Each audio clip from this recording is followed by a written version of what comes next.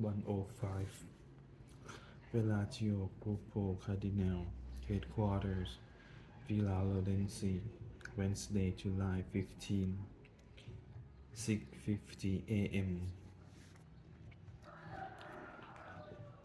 Shirt open at the neck, his jacket off. Loscani looked out across the grand ballroom. A shake select a skeleton staff worked as they had in the hours since midnight when at the lack of any action at all.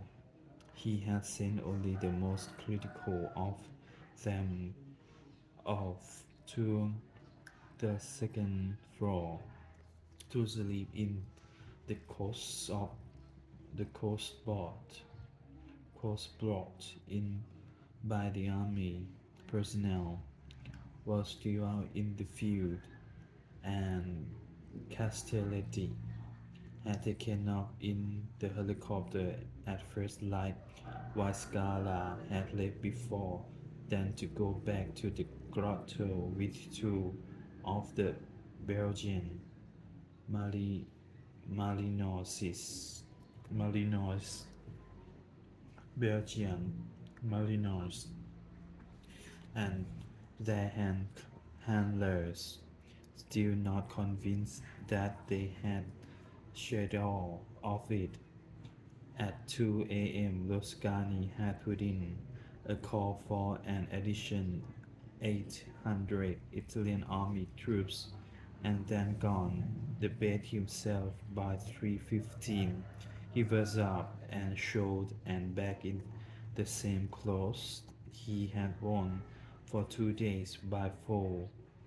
He'd decided they'd all had enough. At 6 a.m., an announcement was broadcast over local radio and television and read in eerie parish masses.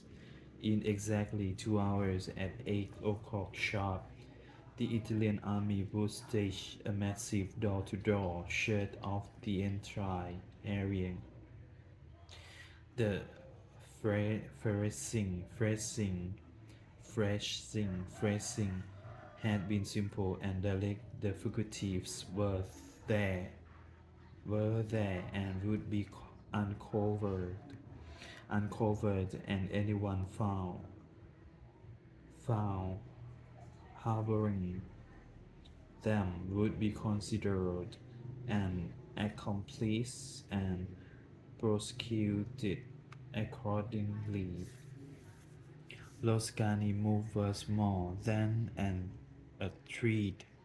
It was a ploy to make the fugitives think they might have a chance if they made their move before the deadline, and it was why Gruppo Cardinal, police and army troops had moved into position a full 30 minutes before the announcement was made, silently watching and waiting, hoping one or of them would cut from their hiding places and run.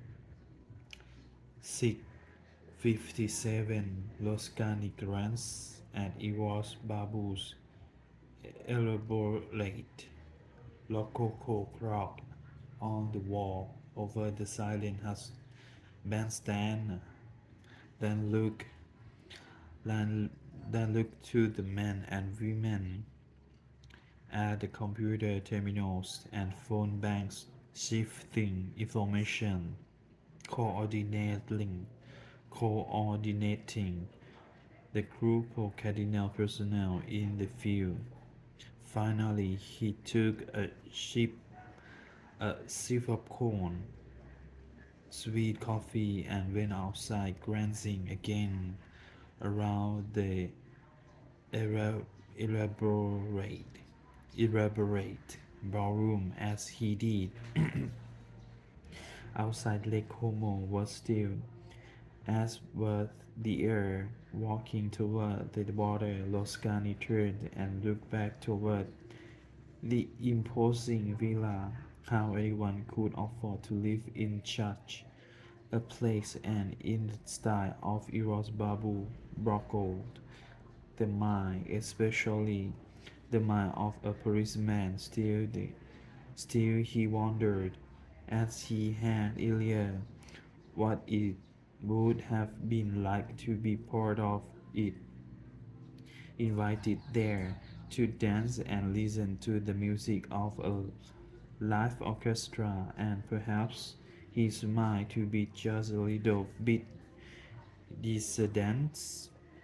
It was a contemplation that faded as he walked along the gravel that bordered that lake, and his thoughts again turned to the Interpol dossier that had provided him no information was over on his brown eyed speaker laser man. At almost the same moment, he became aware of a strong scene of wildflowers. The odor was far more pungent than present, and instantly he was transported back 4 years to when he had been temporarily assigned to a branch of the ministerial del Internals anti-mafia section, working to break a series of mafia murders in Sicily. He was in a field outside Palermo with several other investigators examining examining a body a farmer had found face down in a ditch. It was the same eerie morning as it was now. The air crisp and still, the potpourri smell of the wild flowers dominating the senses as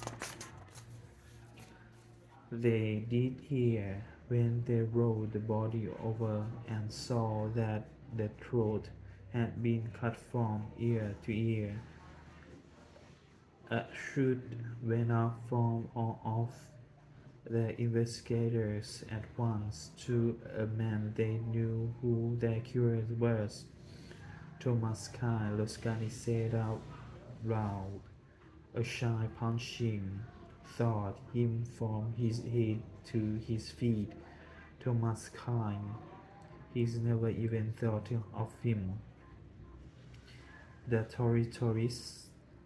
terrorists had been out,